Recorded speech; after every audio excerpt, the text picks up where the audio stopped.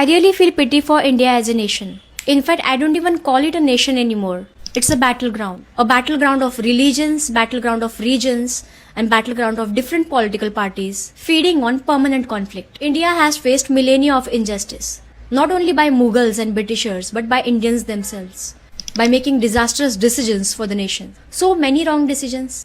Was it a coincidence, or was it deliberate, or a perfectly executed strategy? Let's start with the biggest fracture point. Partition. The country was divided on the basis of religion. Pakistan became an Islamic nation, but India didn't become a Hindu nation. A civilization that existed for thousands of years couldn't even define itself as a nation with its own civilizational identity. And then we act surprised today by communal violence. What else can we expect? Even Dr. Babasaheb Ambedkar warned against partition. He knew that it would permanently damage the society.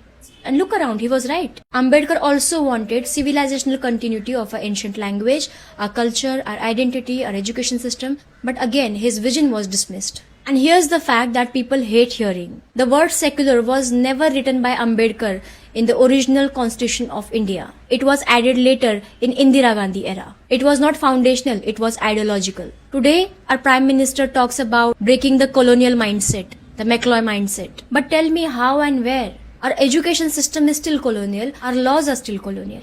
Britishers used divide and rule policy to break India. And today we proudly divide ourselves by caste, religions, language and different regions and different political parties. And we call it a democracy. And here's the most uncomfortable truth of all. India might be the only country on this planet where people defend and worship people who destroyed Indian civilization. That's why we have cities and roads in the name of our invaders. That's the reality of India.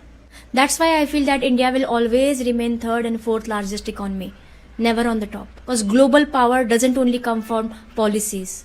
It comes from unity, uniformity and civilizational clarity in the constitution. So until we decide who we really are, India won't behave like a nation. It will remain a battleground.